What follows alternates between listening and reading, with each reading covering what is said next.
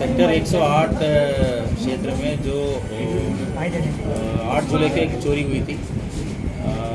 दिन में ही वो चोरी हुई थी। शाम को लगभग 6 बजे के आसपास पुलिस को सूचना मिल गई थी। हम लोग जाके पूरा घटनास्थल को छानबीन किया गया था।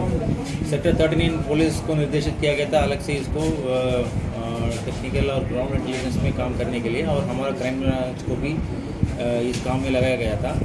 सेक्टर 39 पुलिस और जो हमारा क्राइम ब्रांच है नोएडा जोन का, इस हम लोगों को सफलता मिल गई है। इसमें पूरा जो चोर का गैंग को हम लोग गिरफ्तार कर लिया गया। सीसीटीवी फुटेज वगैरह देखा गया था, और ग्राउंड इंटेलिजेंस के आधार पर हम लोग इन लोगों को गिरफ्तार किए हैं। और जो चोरी हुआ सामान में पूरा 160 ग्राम का लगभग सोना है, जो 8 लाख का कीमत लगभग है, जो उसको हम लोग बरामद कर लिया है। और 30,000 का लगभग हम लोग कैश भी बरामद कर लिया गया है। इसमें खास बात है कि ये लोग जो 4 व्हीलर i20 गाड़ी से आए थे, वो नंबर प्लेट किसी और को लगा के आए थे। और इन लोगों को जो पूछताछ हुई, जो उस समय पता चल गया कि इन लोगों का गैंग अलीगढ़ में भी घटना किए हैं, जिसमें एक व्यक्ति इनका साथी पहले जेल जा चुका था। ये लोग उस समय अलीगढ़ पुलिस द्वारा गिरफ्तारी से बचे हुए थे।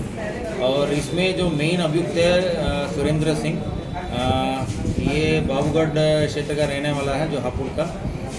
इनका क्रिमिनल हिस्ट्री 2010-11 से है, जो हमारा पूछताछ में निकल के आ रहा है। जो अलग अलग क्षेत्र में बंद हुए हैं, जैसे आगरा, भीलवाड़ा जो राजस्थान में, फिर गुजरात में, ग्वालियर में, अलग अलग राज्यों में ये बंद हुआ है।